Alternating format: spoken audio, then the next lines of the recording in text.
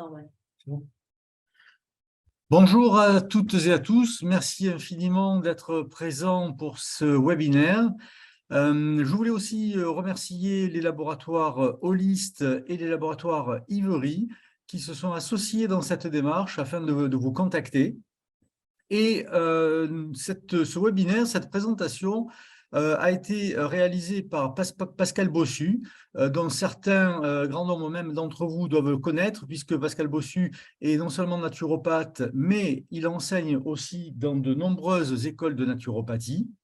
Et moi-même, donc, Éric Serré, qui suis enseignant-chercheur, et j'effectue beaucoup de recherches à l'INSERM, en particulier dans les domaines de la cancérologie, mais aussi de la flore intestinale et des problèmes de pollution environnementale.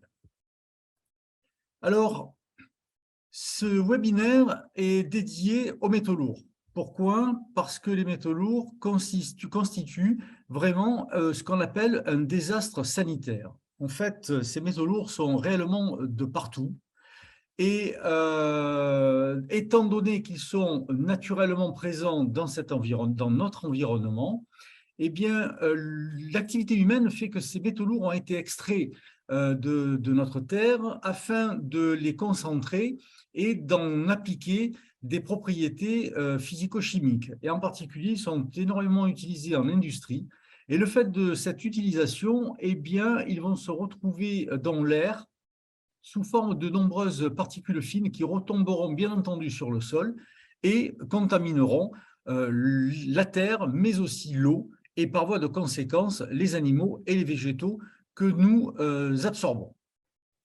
Donc, il faut savoir que ces métaux lourds ne sont pas forcément tous des métaux toxiques, car en effet, certains sont absolument nécessaires à notre bonne fonction physiologique, à notre bonne santé, et ces métaux-là sont appelés donc les oligo-éléments. Mais de toute façon, que ce soit des oligo-éléments ou des métaux lourds, en excès, ils peuvent tous présenter des risques pour la santé. Toujours dans le cadre de cette définition et généralité, eh bien, de façon plus particulière, qu'est-ce qu'on peut appeler les métaux lourds? Comment les définit-on? Eh bien, les métaux lourds sont des éléments métalliques naturels dont une caractéristique qui est importante, c'est que leur masse volumique est supérieure à 5 grammes par centimètre cube. À ce sujet, vous m'entendrez parler pas mal de l'aluminium, qui, lui, ne répond pas vraiment à cette définition, alors qu'il est vraiment inclus dans la même problématique que les métaux lourds. Alors, il faut savoir que les métaux lourds ont une réactivité ou une toxicité qui ne dépend pas seulement de leur concentration. En effet, la forme chimique de ces derniers peut avoir un rôle important.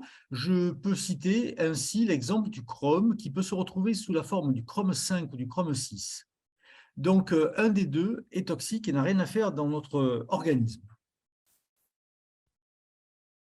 Alors, vous voyez ici sur le tableau de Mendeleïev, cerclés de rouge, tous ces métaux. Vous voyez qu'ils sont innombrables, très nombreux. Donc, vous voyez vraiment l'impact de ces métaux dans l'environnement. Vous voyez qu'ils sont omniprésents et c'est normal que nous soyons quelque part contaminés. Alors, ce webinaire, cette présentation va être articulée de différentes façons. En particulier, on va essayer de vous faire ressortir les éléments suivants. Où sont-ils? Que font-ils? Donc, c'est-à-dire quels sont l'impact? Comment savoir si on est contaminé par les métaux lourds? Et surtout, ce qui nous intéresse tous, c'est comment peut-on se détoxiquer de ces métaux lourds? Alors, dans cette première étape, où sont-ils? Eh bien, je vais vous parler d'élément par élément. Alors, bien sûr, rassurez-vous, je ne vais pas passer en revue tout le tableau de Mendeleïev, nous en aurions pour 48 heures. Nous allons commencer par certains d'entre eux, les plus importants.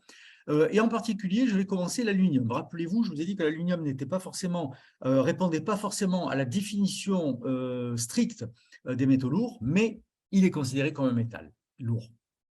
Alors cet aluminium est omniprésent. Pourquoi? Pour différentes raisons. D'abord, l'aluminium est un additif alimentaire. Donc évidemment, il se retrouve dans l'alimentation.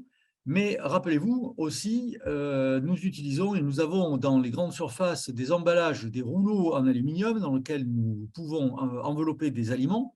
Selon l'acidité des aliments, eh bien, cet aluminium va contaminer les aliments ainsi emballés.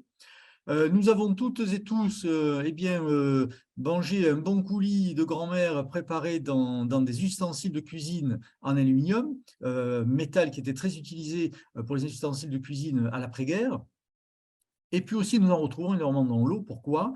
Parce que lorsque les eaux sont traitées dans les stations d'épuration, on rajoute énormément de sel d'aluminium. Pourquoi? Bien parce que l'aluminium est un excellent agent flocculant. Il va donc permettre d'éliminer les particules organiques.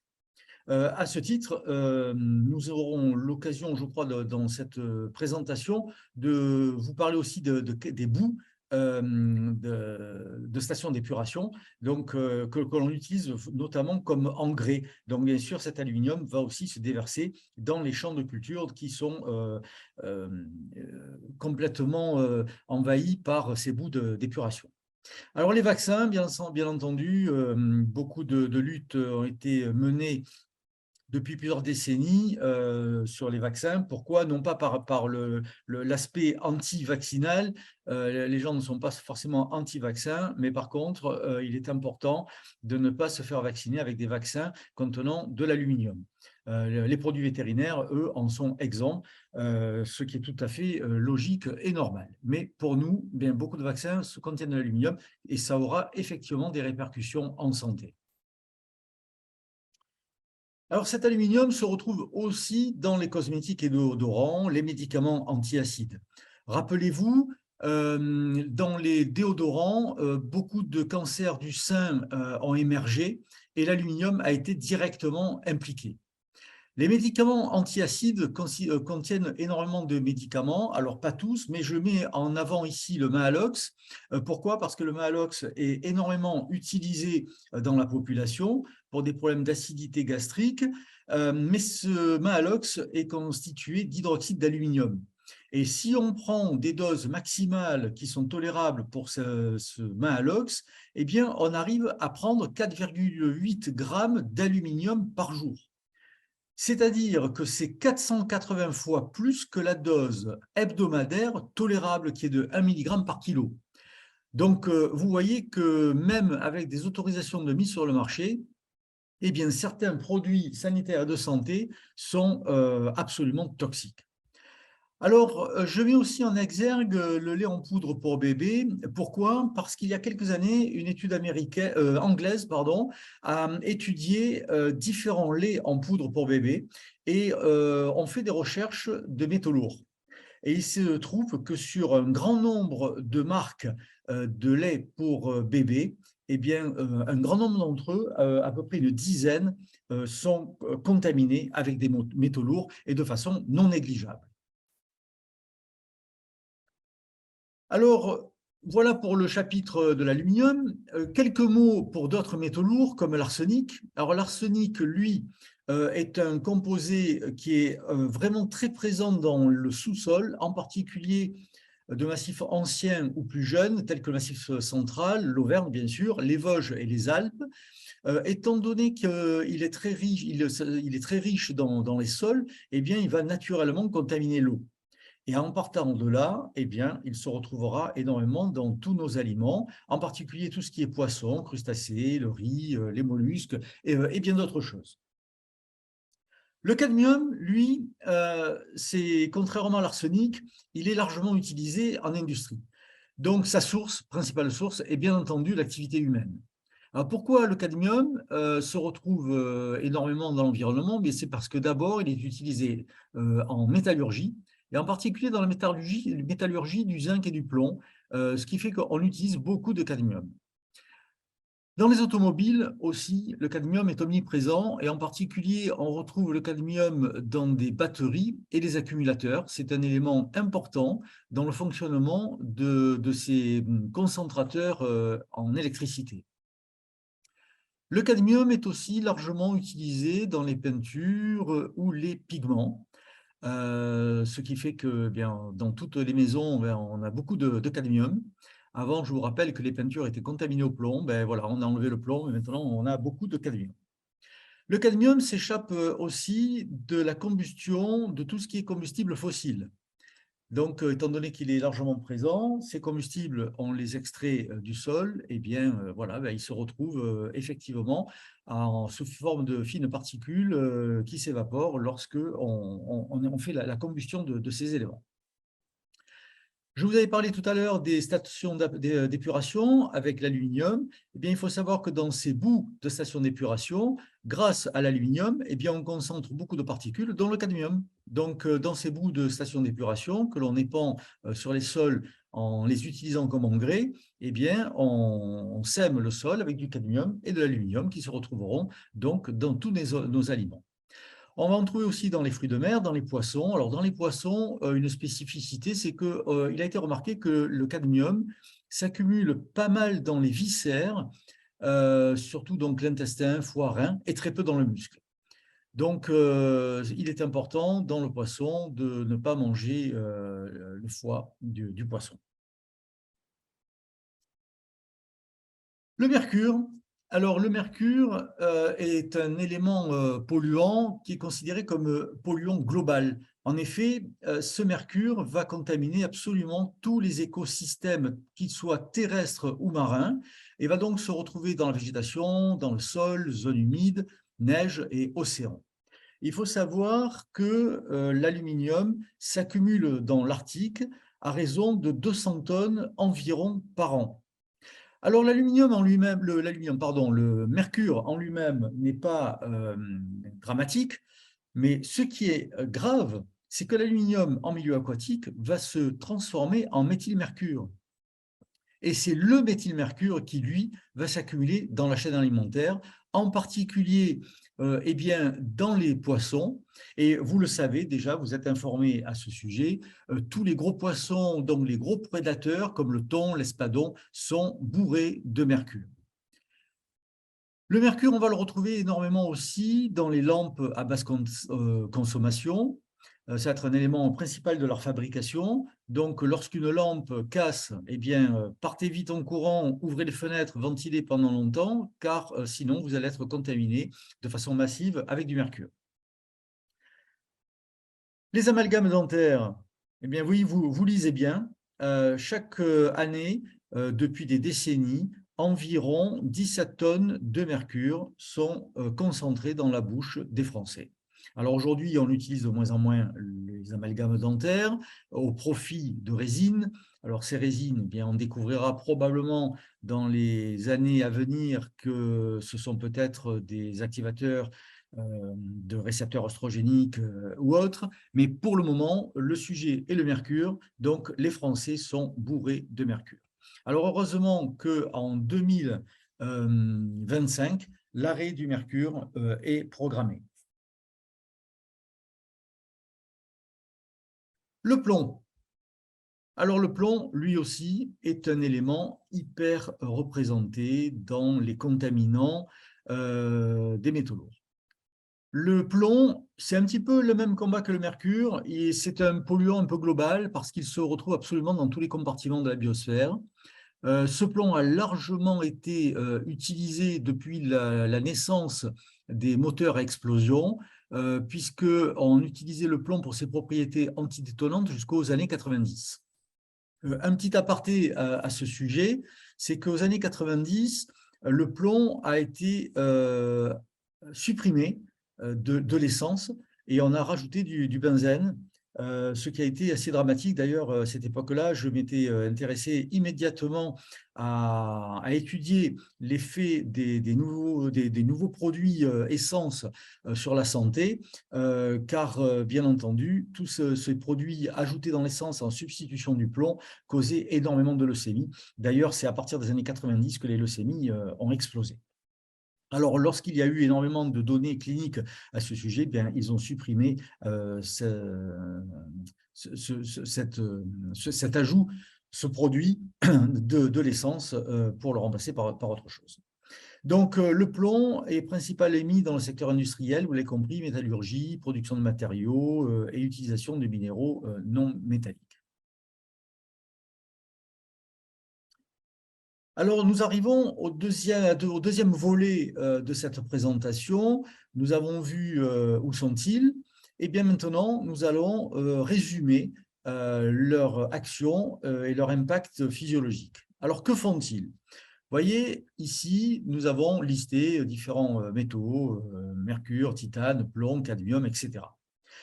Si on regarde de façon tout à fait générale, ces métaux lourds ont deux effets distincts. Des effets qu'on appelle des effets toxiques et des effets immunologiques. Alors, en termes d'immunologie, eh bien, les métaux lourds vont activer les voies de l'inflammation, en particulier en activant les facteurs de transcription TNF-alpha ou NF-kappa-B.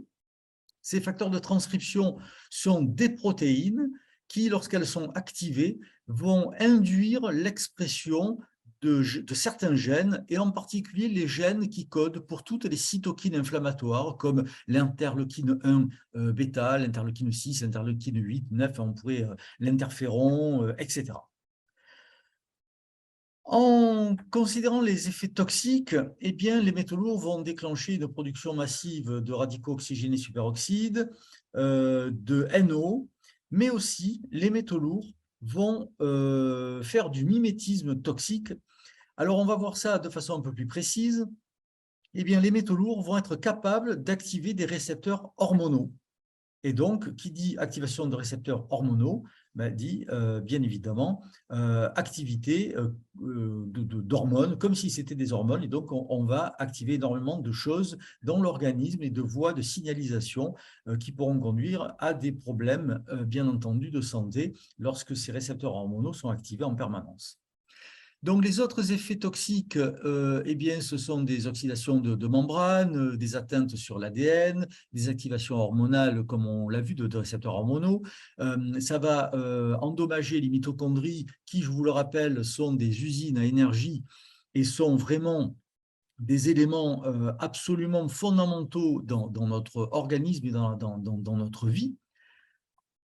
Le deuxième volet qui concerne les effets immunologiques, je vous l'ai dit, ces activations de facteurs de transcription et en particulier d'expression d'interleukines vont faire que nous allons activer des cellules lymphocytaires, cellules B, des cellules macrophages.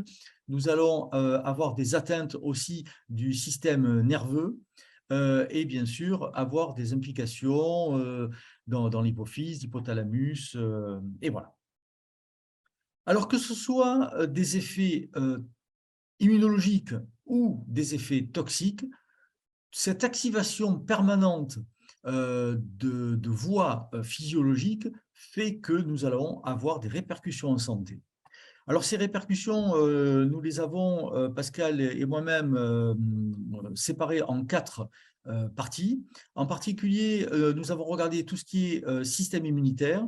Donc, on se rend compte que les métaux lourds sont largement impliqués dans tous les problèmes d'allergie, de maladies auto-immunes, cancer, bien entendu, et maladies de Crohn et des infections. Alors, infection, bien sûr, on peut penser à la borréliose aussi, puisque beaucoup de liens actuellement ont été faits entre la borréliose et l'intoxication aux métaux lourds. Nous avons aussi une atteinte du système nerveux central avec apparition d'Alzheimer, Parkinson, des problèmes de démence, des atteintes aussi du système cardiovasculaire avec hypertension, artérosclérose, maladie bien sûr du cœur et des vaisseaux.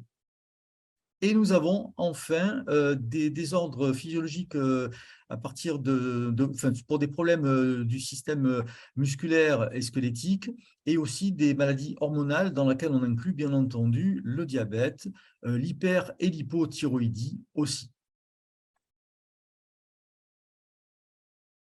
Alors, si je viens de vous dresser le tableau général des impacts des métaux lourds sur la santé, il faut bien avoir en tête que les métaux lourds ne vont absolument pas causer les mêmes dégâts en fonction du métal qui est incriminé.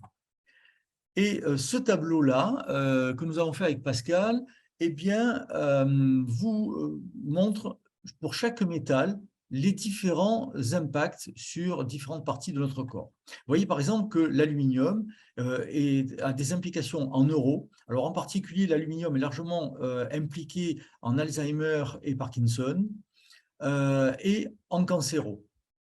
Alors bien sûr, je vous en ai parlé tout à l'heure, ne serait-ce qu'avec les déodorants et les cancers du sein. Vous voyez que, par exemple, le chrome, en particulier le chrome 6, celui qui n'a rien à faire dans l'organisme, contrairement au chrome 5 qui, lui, est un oligoélément, eh bien, ce chrome 6 va être responsable de cancer, mais aussi de problèmes pulmonaires. Vous voyez que le cuivre, lui, agit surtout sur les poumons et les reins. Donc, chaque métal aura plus ou moins des implications dans certaines pathologies ou touchera préférentiellement certains tissus par rapport à d'autres. Alors, avec Pascal, nous avons tenu à vous faire un petit focus sur l'autisme parce que c'est une problématique croissante depuis quelques décennies. Il y a de plus en plus d'enfants autistes dans nos sociétés et il se trouve que l'autisme a fort probablement un lien avec les métaux lourds. Mais vous allez voir et découvrir, je l'espère, que cela va bien au-delà de cela. Alors, en particulier, une étude américaine a montré que les enfants autistes étaient imprégnés de métaux lourds et en particulier du plomb. Alors, comment on a pu voir que les enfants autistes étaient imprégnés avec du plomb?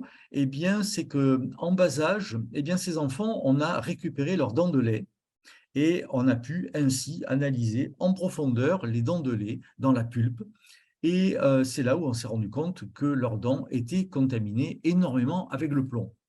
Et ces résultats-là ont été confirmés un peu plus tard par d'autres équipes, en particulier James Adam et leurs collaborateurs, où ils se sont aperçus que les taux sanguins de ces enfants autistes étaient bien entendu élevés en plomb, de façon majoritaire, mais pas que.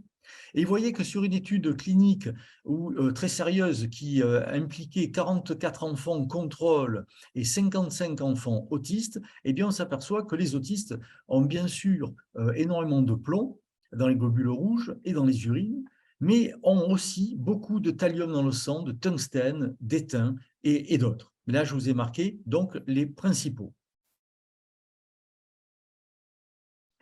Alors, je voulais vous faire un lien entre les métaux lourds, l'autisme et la flore. Et vous allez voir que c'est très intéressant. Aux États-Unis, là encore, le professeur Legator constate que les enfants autistes, et vous le savez, ont été souvent traités en bas âge très fortement aux antibiotiques pour des petites bêtises, petites infections dont on aurait pu probablement se passer d'antibiothérapie à ce niveau-là.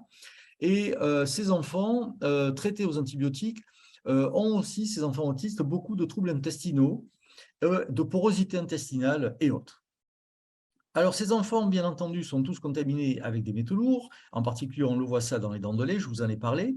Et ces études du professeur Legator montrent qu'en fait, les antibiotiques ont détruit une partie de la flore intestinale et ce qui a freiné complètement l'élimination des métaux lourds. Alors déjà que les métaux lourds ne sont pas métabolisés et ils sont éliminés, mais malheureusement, l'élimination n'est pas totale. Eh bien, ces métaux lourds, lorsque l'élimination est en plus freinée, eh bien, ils s'accumulent encore plus. Alors, s'ils s'accumulent encore plus, eh bien, ils vont aller se loger dans le corps, en particulier dans les tissus gras, dans le cerveau, dans les os, etc. Mais il faut savoir que les métaux lourds, eux aussi, modifient la flore intestinale. Donc, non seulement les enfants autistes ont été traités par des antibiotiques qui ont modifié la flore intestinale en bas âge, mais en plus, les métaux lourds, ainsi pas éliminés, continuent d'endommager la flore intestinale.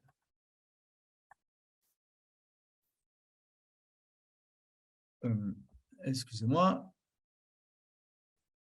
Voilà. Donc, une autre équipe scientifique, du coup, en ayant en tête toutes ces données accumulées et ce lien potentiel entre la flore intestinale, les métaux lourds et l'autisme, eh bien, avec l'émergence de techniques aujourd'hui très puissantes qui nous permettent de séquencer absolument tout le génome de la flore intestinale, eh bien, ces groupes de chercheurs ont récupéré des animaux en particulier des animaux qui présentent des syndromes autistiques et des animaux qui dénués de syndrome autistique.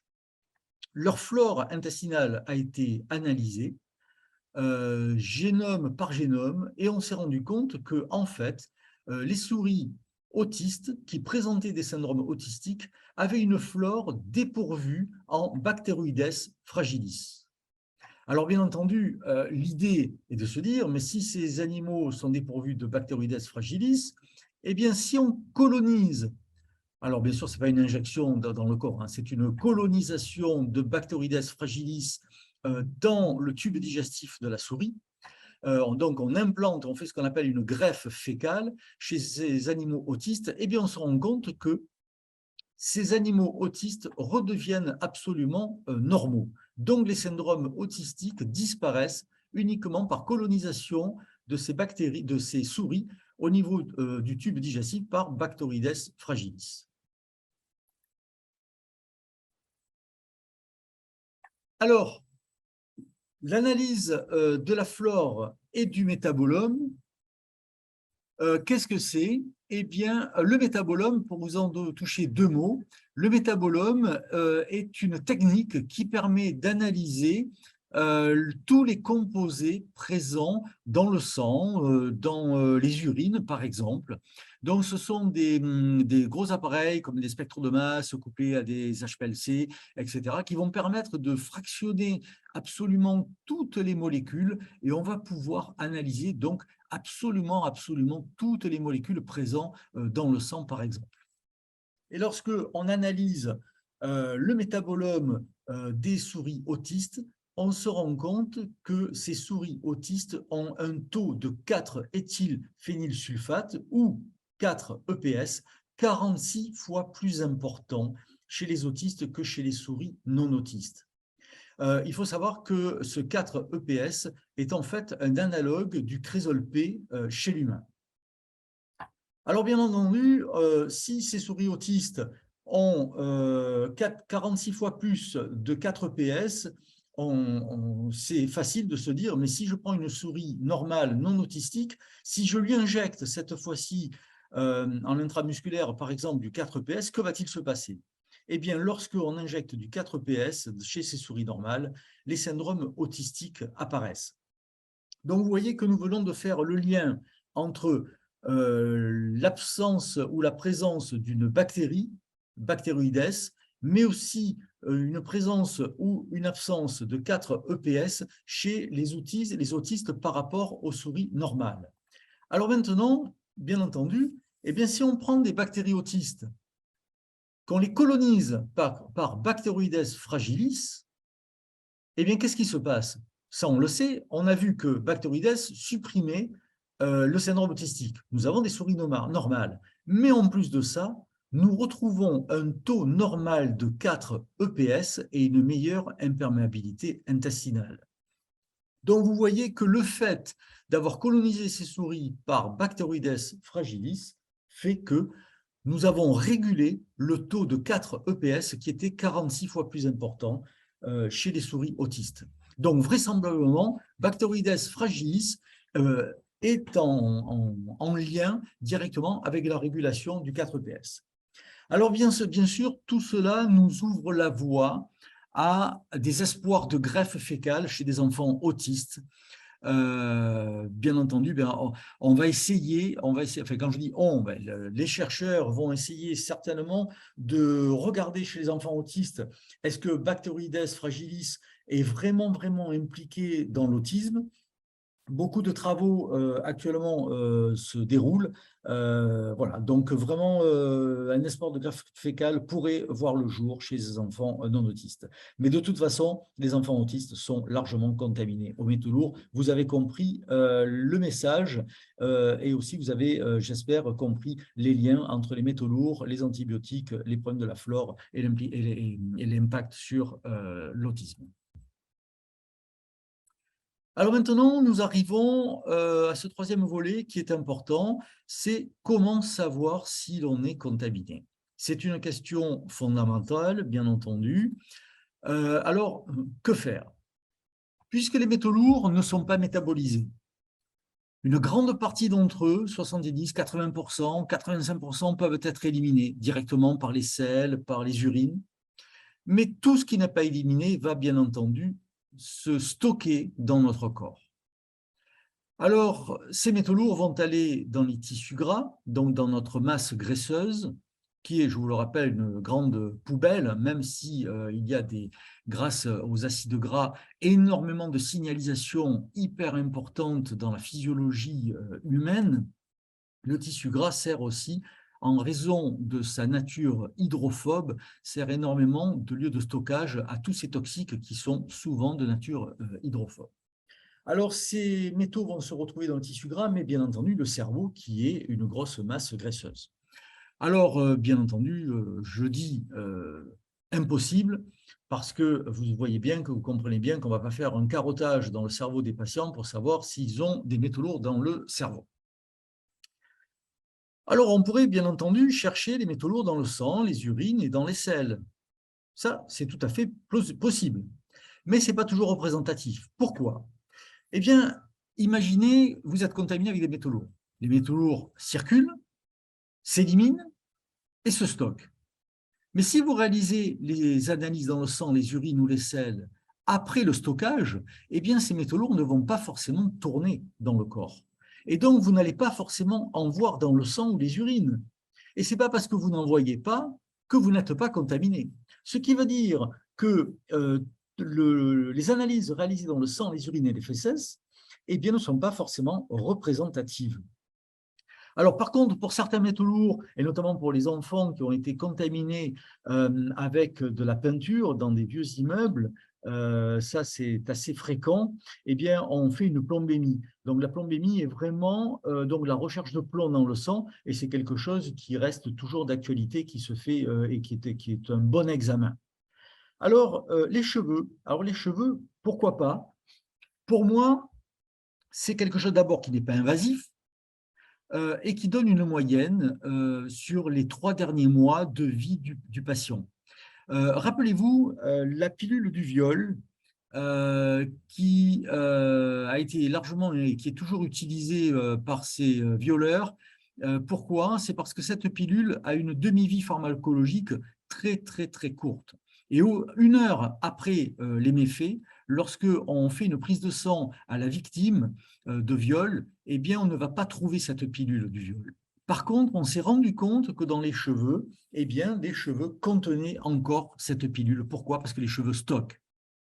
Donc, les cheveux sont un très bon moyen pour évaluer le taux de métaux lourds et donner donc une image globale de vos 3 derniers mois d'existence.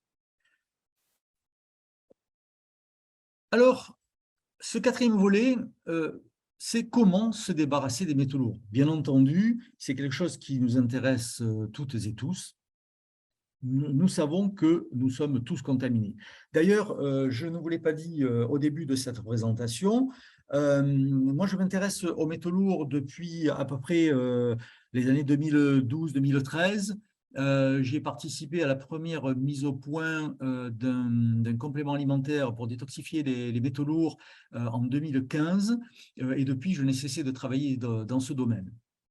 Mais il faut savoir qu'en juillet 2021, Santé publique France a publié en juillet 2021 un rapport qui s'appelle le rapport Esteban, E-S-T-E-B-A-N, le rapport Esteban, où ils ont largement étudié sur une grande partie de la population française la présence de métaux lourds, aussi bien chez les enfants et chez les adultes. Et Santé publique France a avoué publiquement et avec un rapport très lourd et très costaud que nous sommes absolument à 100% contaminés par les métaux lourds. Donc la problématique est maintenant comment s'en débarrasser. On sait que nous sommes tous intoxiqués. Alors, il y a bien entendu les traitements chimiques. Dans les traitements chimiques, vous le savez, on peut traiter les patients avec de l'EDTA, du DMSA, des MPS. Alors, je dirais qu'il y a une petite guéguerre entre les différents composés. Certains pays utilisent plus du DMSA ou du DMPS, d'autres de l'EDTA, etc. Mais de toute façon, ces traitements chimiques vont avoir de nombreux effets secondaires et pas mal de contre-indications, bien évidemment. Alors, j'ai essayé avec Pascal de faire une étude bibliographique prospective sur tout ce qui était connu dans la détoxication des métaux lourds à partir des molécules naturelles.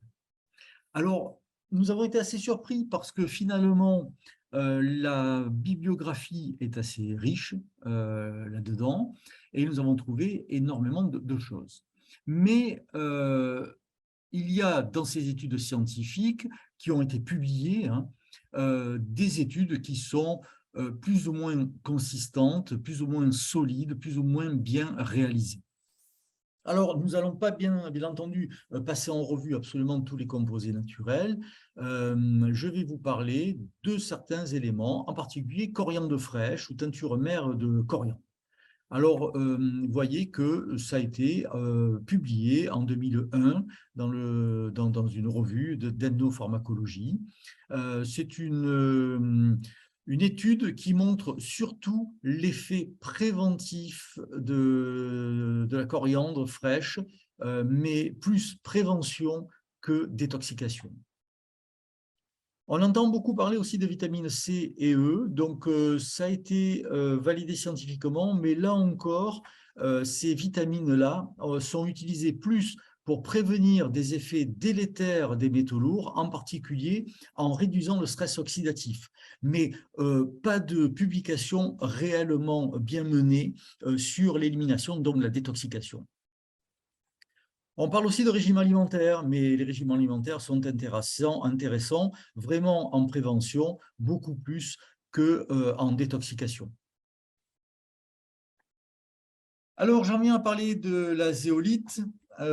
J'ai entendu parler de ça il y a de nombreuses années lors de congrès auxquels j'ai été invité, congrès de médecine naturelle, bien entendu. Eh bien, beaucoup de bruit pour, je dirais, pas grand-chose. Lorsqu'on regarde sur PubMed, qui sont les banques de données scientifiques avec des publications à comité de lecture, publications internationales, il y a une étude sur la souris et une étude sur l'humain avec des résultats vraiment très modestes. Et je vous assure, la zéolite n'est pas plus efficace que du charbon actif. Le sélénium, c'est un oligoélément à très faible dose, mais il est toxique, voire très toxique sous certaines formes. Alors, attention, certains pourraient être tentés d'adjoindre dans une alimentation des compléments alimentaires à base de sélénium. Sachez que le sélénium, il suffit qu'on passe à des doses, à une concentration à peine plus élevée que celles qui en font un oligo-élément indispensable, et bien on va se retrouver avec des phénomènes toxiques. Donc, prudence sur son administration. Et de plus, les études scientifiques que nous avons étudiées avec Pascal ont montré que les résultats étaient franchement très modestes. Alors, la pectine de citron modifiée, c'est un élément dont on entend parler assez souvent. Mais là encore, vous voyez, il faut toujours se méfier des bruits de couloir dans les congrès. Ça, je l'ai appris largement à mes dépens, parce qu'en fait, tout le monde peut dire n'importe quoi sur n'importe quoi. Franchement, lorsqu'on dit que la pectine de citron modifiée agit sur la détox des métaux lourds, où est-ce que c'est publié? Qui a travaillé là-dessus? Quels sont les résultats?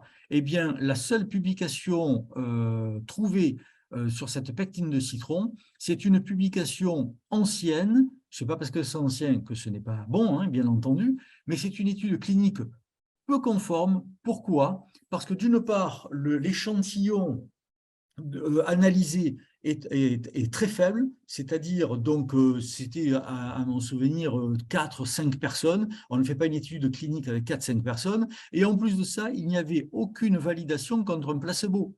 Donc, franchement, quand on veut faire une étude clinique, eh bien, on regarde le contrôle qui prend un placebo avec un échantillon traité qui prend le médicament ou, dans le cas ici, la pectine de citron. Alors, je vous ai gardé le meilleur pour la fin.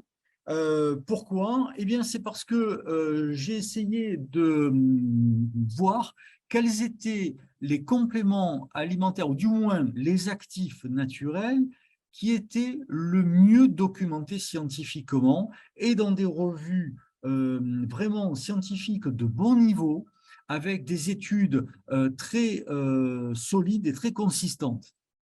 Alors en particulier, nous allons retrouver, et ça vous le savez, la chlorella, qui est largement utilisée dans les problèmes de détoxication.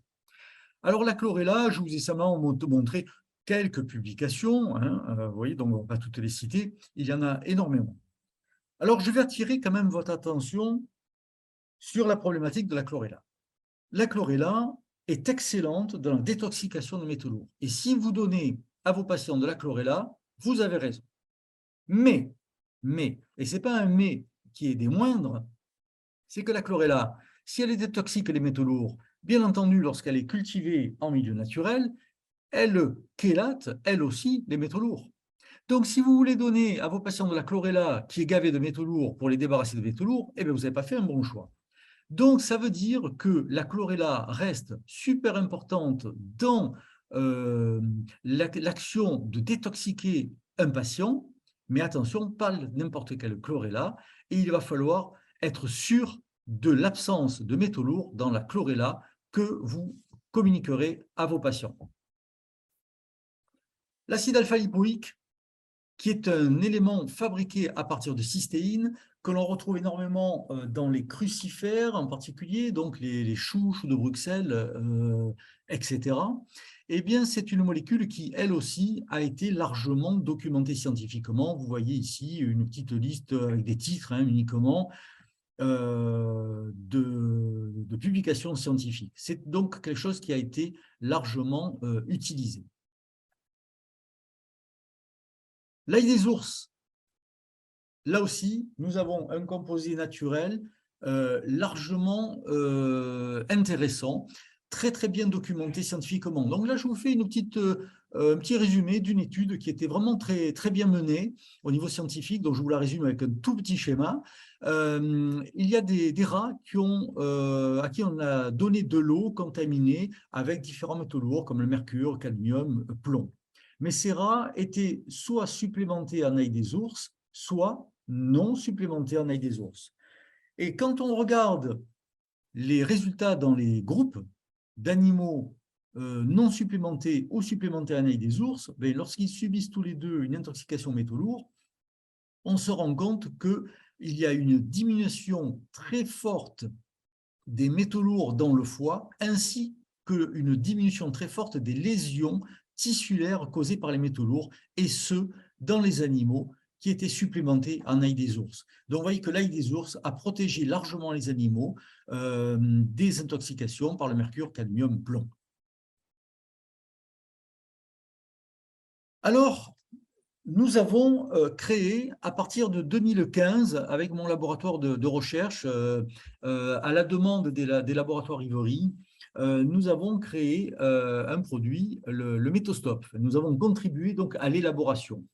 Ce Métostop est un complément alimentaire qui contient les 3 meilleurs actifs naturels largement documentés et validés par la science, qui sont, bien sûr, vous l'avez compris, la chlorella, l'ail des ours et l'acide alpha-lipoïque. Et ce Métostop, lorsque nous avons mis au point cette formulation en 2015, nous avons continué à faire largement de la recherche dessus. Et moi, je suis très intéressé, comme Pascal d'ailleurs, aux problématiques de la biodisponibilité. Et vous savez comme moi que tous les actifs naturels dans les végétaux se retrouvent sous forme soluble. Lorsqu'on les extrait des végétaux, eh bien, ces actifs naturels se retrouvent en poudre. Et une poudre dans une gélule, lorsqu'on l'avale, eh bien, ce n'est pas terrible. Ça reste en poudre. Alors, bien entendu, il y en a un petit peu qui va se dissoudre et qui va rentrer dans le corps, mais la biodisponibilité n'est pas très importante. C'est pour cela que nous avons réalisé des études avec le fameux Métostop sous forme poudre, mais aussi après avoir augmenté la biodisponibilité de ce méthostope. Alors, nous avons réalisé l'expérimentation suivante. Vous allez voir, c'est très intéressant. Nous avons généré 5 groupes de souris. Chaque groupe contient un nombre assez important d'animaux. Alors, le groupe 1, c'est ce qu'on appelle le groupe contrôle. Donc, lui, il boit, il mange des choses tout à fait normales. Et à partir du groupe 2, donc les groupes 2, 3, 4 et 5 sont tous contaminés au plomb. Le groupe 3, eh bien, les animaux ont été pré-traités avec de la chlorella seule.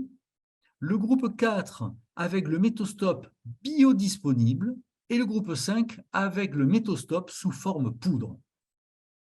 Les pré-traitements ont été réalisés seulement pendant 3 jours et l'intoxication a été réalisée avec 20 mg de plomb et on a analysé 15 heures seulement après quel était le taux de plomb chez ces animaux. Eh bien, vous allez voir.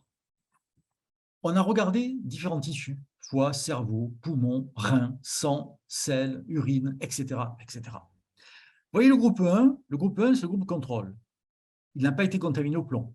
Le taux de plomb, il n'est pas égal à 0 parce que bien sûr, dans l'alimentation de ces animaux, il y a des métaux lourds, donc on en retrouve, bien entendu. Les animaux contaminés au plomb, bien sûr, vous passez à 400 nanogrammes de plomb par gramme de tissu, ce qui est énorme.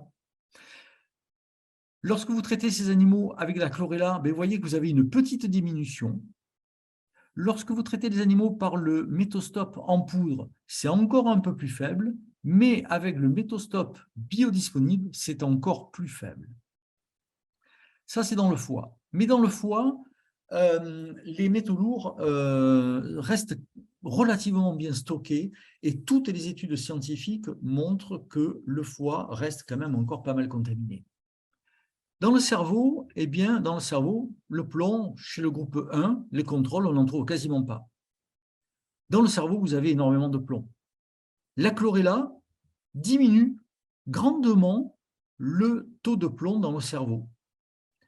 Le méthostope en poudre, vous voyez, on a le même résultat qu'avec la chlorella seule, même si donc dans le méthostope, la présence d'acide alpha-lipoïque et d'ail des ours est bien là, on n'arrive pas à faire mieux. Par contre, dès qu'on a augmenté la biodisponibilité de ce méthostope, vous voyez qu'on se rapproche presque comme dans le contrôle. Le cerveau est largement détoxiqué du plomb chez ces animaux grâce au méthostope biodisponible. Dans les reins, là encore, même combat. Vous voyez que contrôle, animaux intoxiqués au plomb, la chlorella diminue. Dans les reins, le méthostope en poudre agit fortement et le méthostope sous forme biodisponible, rapproche largement du contrôle. C'est comme si on éliminait pratiquement tout le plomb de ces animaux intoxiqués. Dans les selles, vous voyez que le méthostope biodisponible donne beaucoup plus de plomb que dans les autres groupes. Pourquoi? Parce qu'on favorise avec le méthostope l'élimination dans les selles. Et dans le sang, vous voyez le contrôle, il n'y a pratiquement pas de plomb dans le sang. Bien entendu, ces animaux n'ont pas intoxiqué. Tous les animaux intoxiqués au plomb ont du plomb dans le sang, mais vous voyez que la chlorella diminue, le méthostope en poudre diminue encore plus et le méthostope biodisponible diminue encore plus. Alors, vous voyez que les laboratoires Ivry ont essayé, en s'appuyant sur la recherche académique de mon laboratoire, ont essayé de montrer par des études tout à fait sérieuses, qui sont d'ailleurs en cours de publication, que ce produit méthostope est vraiment hyper efficace. Alors, nous sommes allés encore plus loin dans ces études-là, puisque en ayant eu ces résultats qui sont très percutants, nous avons décidé, il y a 2 ans et demi, 3 ans, de lancer une étude clinique chez l'humain intoxiqué aux métaux lourds. Alors, ces résultats, je ne vais pas vous les présenter. Pourquoi? Parce qu'ils sont actuellement en rédaction et vont être soumis à publication prochainement. Donc, restez informés et surtout, ces résultats cliniques vous seront présentés dans une formation beaucoup plus complète que nous vous proposerons tout à l'heure, vous verrez à la fin de cette présentation. Alors, c'est pour cela qu'en ayant mis au point une formulation d'actifs naturels biodisponibles, nous avons pensé à un concept de détoxication métaux lourds qui est une innovation en matière de détoxication métaux lourds et qui est le concept Polycare. Alors, ce Polycare, ce concept, il a des promesses, bien entendu. D'abord, les premières promesses, c'est que dans Polycare, vous allez avoir des compléments alimentaires qui sont bien entendu validés scientifiquement, qui sont validés précliniquement et cliniquement en ayant sélectionné les meilleurs actifs. La promesse Polycare est de pouvoir offrir à vos clients et patients 4 mois de cure avec une prise en charge globale. C'est aussi une promesse de diminuer drastiquement les métaux lourds en quelques semaines chez vos patients. Tout ça en utilisant, bien entendu, des formules brevetées et je dirais aussi, surtout, avec des produits compléments alimentaires garantis sans métaux lourds, car, il faut le savoir, la société Ivory, en fabriquant ces compléments alimentaires, eh bien, s'assure à la fin de la fabrication, donne à un laboratoire indépendant ces compléments alimentaires issus donc du batch de fabrication, du lot de fabrication, en analyse. Et c'est ainsi que les laboratoires Ivory vous assurent une absence de métaux lourds dans les compléments alimentaires. Alors, ce concept Polycare se fait en 4 étapes, mais je dirais 3 étapes principales. Vous allez voir, l'étape 1 consiste à préparer le corps à la détoxication aux métaux lourds, en particulier en utilisant le Carméga 3 et le curcuminol. Vous avez ainsi dans ce concept 2 pots de Carméga, 3 pots de curcuminol. Nous allons après voir dans la diapositive suivante pourquoi le Carméga, pourquoi le curcuminol, qu'est-ce que c'est et comment ça agit. Donc là, je vous donne juste la vue synoptique de ce concept Polycare. Donc, étape 1, préparation du corps à la détoxication. Étape 2, utilisation du méthosope dont nous venons de parler. Et étape 3, méthodiag, c'est-à-dire une analyse à partir des cheveux de 19 métaux lourds. Analyse quantitative et que l'on va réaliser à la fin de la cure Polycare. Pourquoi à la fin et pas au début? C'est très simple. Lorsque l'on va chélater, déloger les métaux lourds, ils vont tourner dans le corps. Et en tournant et en étant éliminés, une fraction va aller dans les cheveux. Et si on avait fait l'analyse avant, eh bien on aurait certainement vu des métaux lourds, ça c'est sûr et certain. Mais le fait d'initier une chélation, une détoxication et une élimination de vos métaux lourds, eh bien, ça va permettre de concentrer dans vos cheveux tous les métaux qui étaient en fait présents dans votre corps et on aura une vue assez globale de ce qui contaminait vos patients. Donc, la phase 1, vous l'avez compris, c'est une préparation hépatique et cette préparation hépatique avec le Carméga 3 et le curcuminol se fait aussi avec, en option, le bol d'air Jacquier que vous connaissez toutes et tous. Alors, en option, pourquoi? Tout simplement parce que beaucoup de thérapeutes et de médecins sont équipés du bol d'air Jacquier. Des patients peuvent être eux-mêmes équipés à leur domicile de bol d'air Jacquier. Donc, on ne pouvait pas obliger les patients à avoir le bol d'air Jacquier. Donc, c'est une option et vous verrez une option très intéressante et vraiment hyper, je dirais, promotionnelle dans le cadre du concept Polycare pour optimiser la détox des métaux lourds.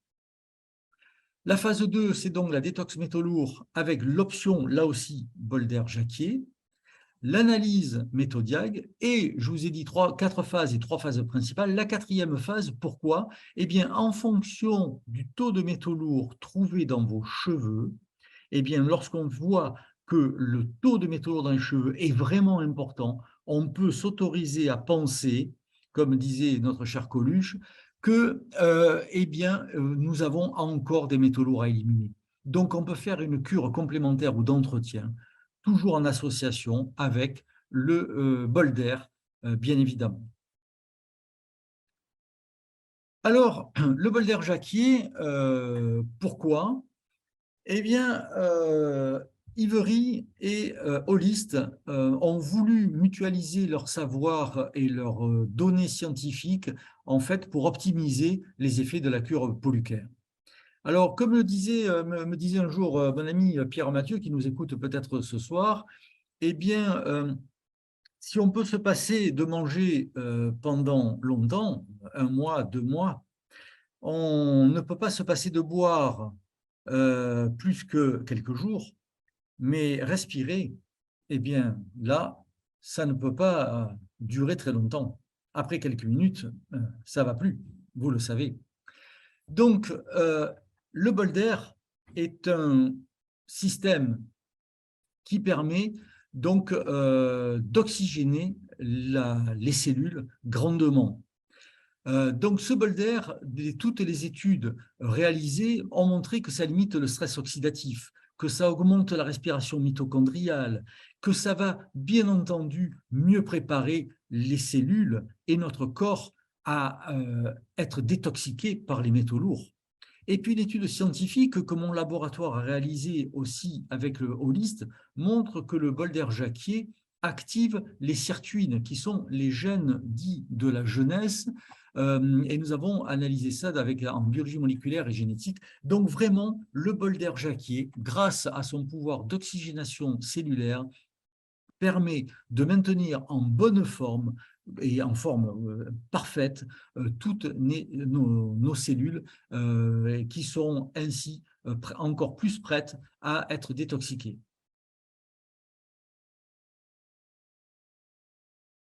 Alors cette phase 1, elle dure 5 semaines, elle prépare le corps à la détox, et on va utiliser le Carméga 3. Le Carméga 3 est un complément alimentaire très riche en oméga 3, fabriqué à partir d'huile de petits poissons, sardines, maquereaux, mais aussi anchois.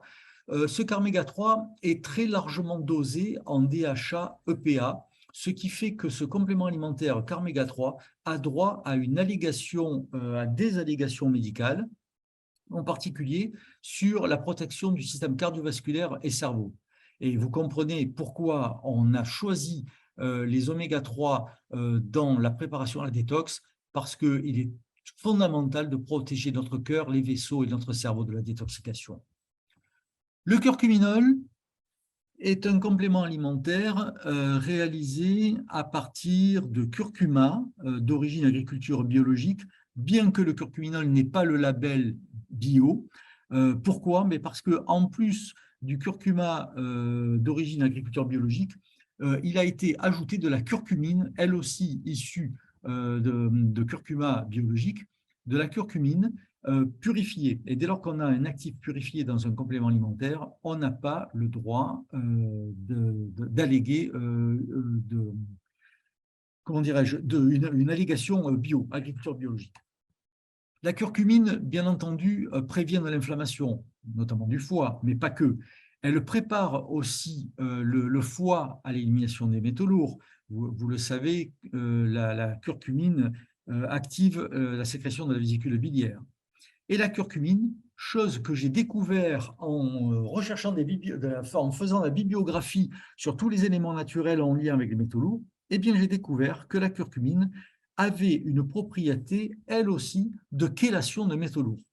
Donc vous voyez que c'est très intéressant. Et cette phase 1, lorsqu'on la couple en plus au bol d'air jacquier, eh bien on arrive à avoir une préparation à la détox qui est remarquable.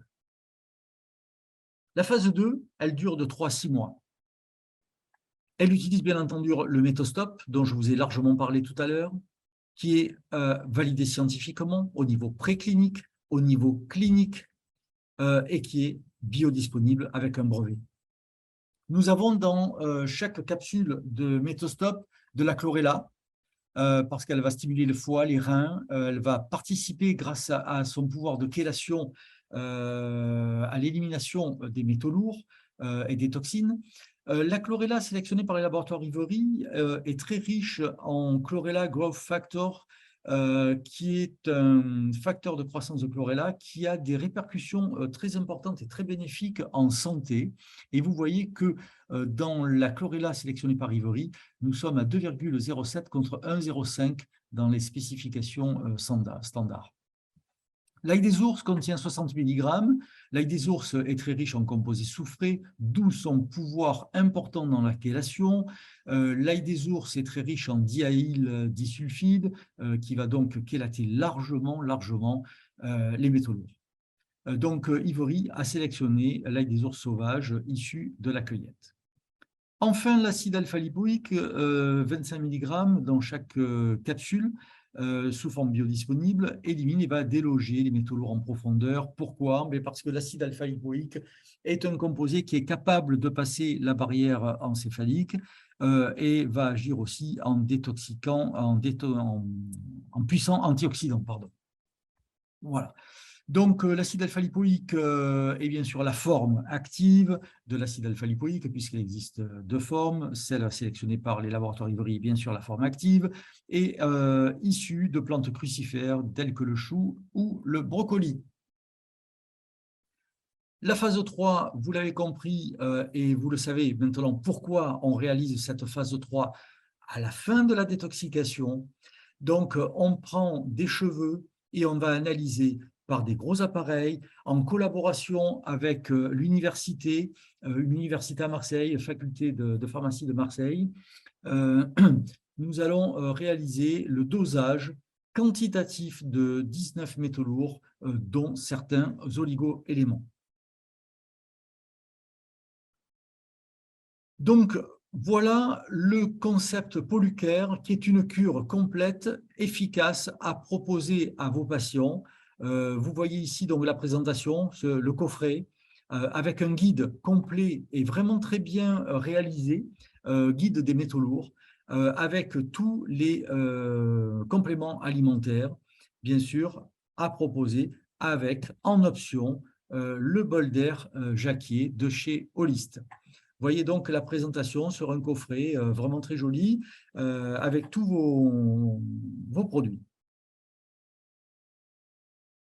Alors, bien entendu, cette présentation était pour vous faire prendre conscience, et nous y tenions beaucoup, Pascal Bossu et moi-même, vous faire prendre conscience de l'importance des métaux lourds et leur implication dans les effets délétères au niveau santé. Donc, nous avons décidé d'élaborer une formation Polucare avec un objectif, bien entendu, c'est d'acquérir des connaissances assez importantes dans le domaine des métaux lourds pour pouvoir vous donner une spécialité sous le biais d'une attestation de formation, avec une formation de minimum 5-6 heures que vous pourrez faire à votre rythme. Pourquoi? Eh bien, parce que cette formation vous sera délivrée à partir de vidéos réalisés en petits chapitres d'une trentaine de minutes à environ chacun, que donc vous pourrez faire à votre rythme, voilà, au gré de vos disponibilités, et qui se concrétisera par un examen final. Le prix de cette formation est de 200 € et elle vous sera associée à un pack gratuit du concept Polucare sans le kit Méthodiac. Cette formation, à la fin, vous donnera accès à un lien, donc un réseau d'affiliés naturopathes, et chaque naturopathe ou médecin aura un lien particulier, spécifique pour chaque naturopathe, à partir duquel vous pourrez commander pour vous-même ou vos patients, donc vous pourrez donner ce lien à vos patients qui commanderont. Donc Ivory saura bien entendu que c'est un de vos patients qui a commandé le concept Polucare. Voilà, cette cure Polucare, bien entendu, eh bien, elle a un coût. Ce coût, il est de 88 € par mois pendant 4 mois, hors option bol d'air. Mais attention, c'est là où je voulais mettre en avant que le bol d'air, vous l'avez compris, n'est pas inclus directement là-dedans parce que vous-même, pouvez proposer votre bol d'air auprès de vos patients, hein, sous forme d'abonnement, ce qui se fait largement. Vos patients peuvent avoir eux-mêmes le bol d'air. Donc, Holist a vraiment voulu apporter un grand plus à cette étude réalisée par Ivory sur le concept de détoxication aux métaux lourds, et on s'est rendu compte que l'utilisation du bol d'air était hyper importante dans la création de synergie dans la détoxication des métaux lourds, et c'est la raison pour laquelle la société Holist vont faire bénéficier vos patients d'un prix largement préférentiel que je laisse à discrétion, mais pour en savoir plus, vous pourrez contacter la société Holist ou envoyer un mail à conso@ivory.com. Donc, la cure Polycare pour vos patients comprend 3 curcuminols, 2 carméga 3, 3 méthostops, une analyse dosage de métaux lourds, méthodiag, et une option pour optimiser la détox qui consiste donc à utiliser le bol d'air Holist. Voilà, je crois que je n'ai rien oublié. Simplement, eh bien, nous vous donnons rendez-vous immédiatement avec Pascal, où là, vous allez nous découvrir et nous allons, bien entendu, répondre à vos questions avec un grand plaisir. Voilà, à tout de suite.